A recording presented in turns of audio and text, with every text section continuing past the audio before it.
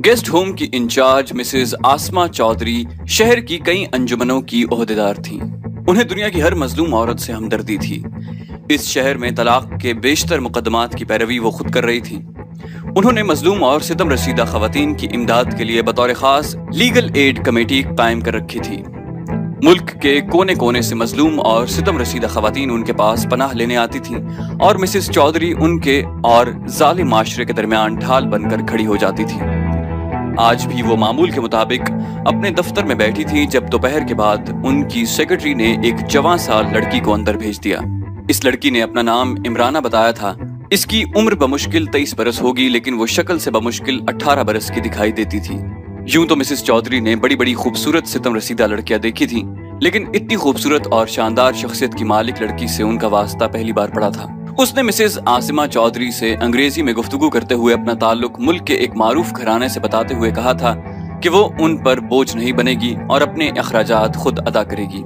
उसने अपनी आंसू भरी आंखों और रिंधे हुए गले से बताया था कि तालीम याफ्ता होने के बावजूद उसका घराना जाहिल जागीरदाराना ज़हनियत का हामिल है।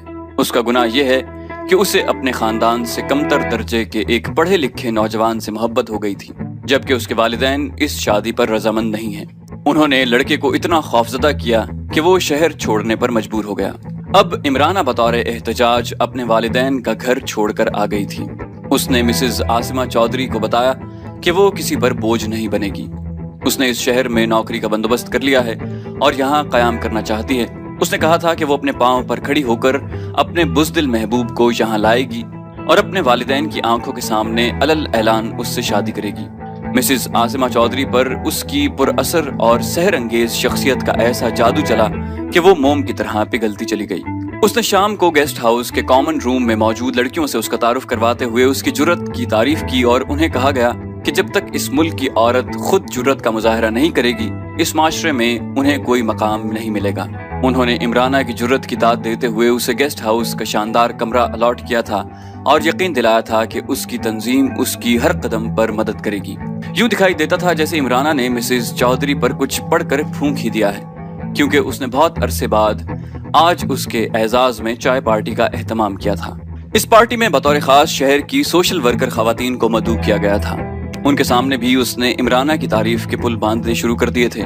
इमराना से यूं तो इस गेस्ट हाउस की बहुत सी मजलूम लड़कियां दोस्ती की खाहा नजर आती थीं, लेकिन उसे यहाँ एक खास लड़की की तलाश थी जो उसे बिलाखिर एक कोने में खड़ी नजर आ गई। ये परवीन थी।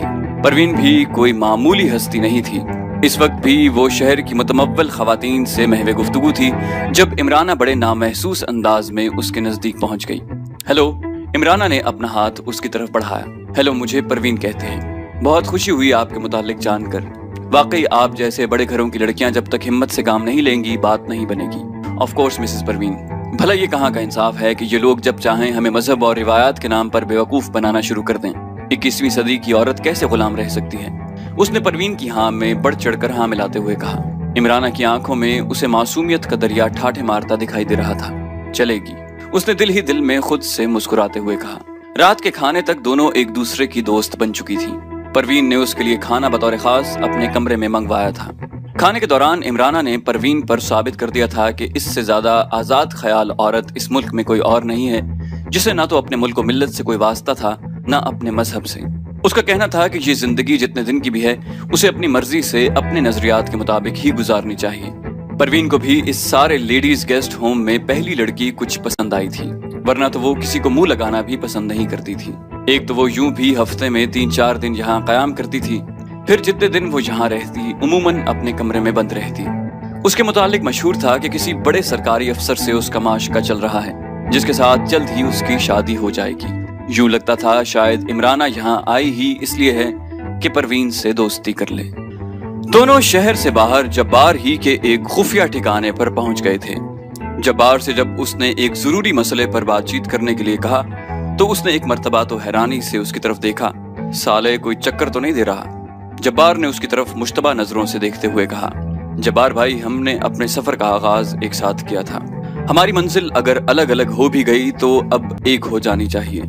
हालात इंसान को बहुत कुछ सिखा देते हैं। मेरे ख्याल में बन्ने भाई के बाद परवेज भाई की मौत ऐसा वाकया नहीं जिसे आसानी से नजरअंदाज कर दिया जाए। हमें मिलकर ये सोचना होगा इससे पहले कि हम एक एक करके मारे जाएं। اس نے بڑے سنجیدہ لہجے میں کہا تو جبار نے چند لمحے سوچنے کے بعد ہاں کر دی، لیکن یہ بھی کہہ دیا کہ وہ جگہ کا انتخاب خود کرے گا، مجھے کوئی اعتراض نہیں۔ عارف نے جواب دیا۔ اب دونوں ایک ہی گاڑی میں یہاں تک آ گئے تھے۔ گاڑی جبار خود چلا رہا تھا۔ اس نے جان بوجھ کر ایسا راستہ اختیار کیا تھا جو بالکل ویران تھا، اور شہر سے کافی فاصلے پر وہ ایک فارم ہاؤس پر آ گئے تھے۔ شاید اس لمبے راستے سے اس لیے آیا تھا کہ کسی بھی تعاقب کو نوٹ کر سکے، لیکن اسے یقین ہو گیا تھا کہ عارف اس کے خلاف کوئی چکر نہیں چلا رہا، بلکہ اپنی بقا کے پیش نظر شاید اس نے کچھ اور فیصلہ کر لیا ہے۔ ہاں عارف، اب بات کرو۔ بھائی برا مت ماننا، ان حالات میں جب کہ ہمارے گرو پرویز بھائی کو اس طرح سازش سے مروا دیا گیا ہے، ہم کسی پر آنکھیں بند کر کے اعتبار نہیں کر سکتے۔ جبار بھائی نے ایک چارپائی پر بیٹھتے ہوئے کہا۔ یہ فارم شاید اس کے کسی ساتھی کا تھا یا پھر اس کا، کیونکہ اس کا استقبال مالک کی طرح ہی کیا گیا تھا۔ مجھے علم ہے اس میں کسی کا قصور نہیں۔ جبار بھائی، ہم نے ایک عظیم انقلاب کے لیے اس تنظیم میں شمولیت اختیار کی تھی۔ کم از کم میں یہ بات کہہ سکتا ہوں کہ میں نے بابا صاحب کے خون پسینے کی جگہ اپنا خون بہایا ہے۔ مجھے ان کی ڈکٹیٹرشپ پر اعتراض نہیں۔ اگر وہ یہ سمجھتے ہیں کہ ہم میں سے کسی کا وجود تنظیم کی بقا کے لیے نقصان دہ ہے تو انہیں یہ حق حاصل ہے کہ اسے ختم کروا دیں، لیکن یہ فیصلہ ان کا ذاتی فیصلہ ہو تو میں تو یہ نہیں چاہوں گا کہ ہماری قسمتوں کے فیصلے اب خواتین کو سونپ دیے جائیں۔ عارف کا تیر عین نشانے پر لگا تھا۔ اس کے آخری فقرے کا جبار کے چہرے پر شدید رد عمل دکھائی دے رہا تھا۔ اس کے اعصاب اچانک تن گئے اور چہرے کا رنگ بدلنے لگا۔ عارف، جو بات آج تمہارے دماغ میں سمائی ہے، اس کا احساس پرویز بھائی کو بہت پہلے ہو گیا تھا۔ یہ سالی انٹیلیجنس کے ایجنٹ ہے۔ اس کے فون میں گیجٹ کسی اور نے نہیں، خود اس نے نصب کیا تھا، بلکہ کسی کی جرت ہے کہ اس کے فون کو ہاتھ لگا سکے، اور اس کے اکسانے پر پرویز بھائی کے قتل کی اجازت بھی دے دی۔ تم جانتے ہو اس سالے منسٹر کی یہ ہمت تھی کہ ان کی طرف ٹیڑھی آنکھ سے بھی دیکھتا۔ بابا صاحب کی اجازت اور حکم سے یہ سب کچھ ہو رہا ہے۔ مجھے تو اب بننے بھائی کے قتل کے پیچھے بھی بابا صاحب ہی نظر آ رہے ہیں۔ جبار نے بمشکل اپنی زبان پر کنٹرول پایا تھا۔ یوں لگتا تھا جیسے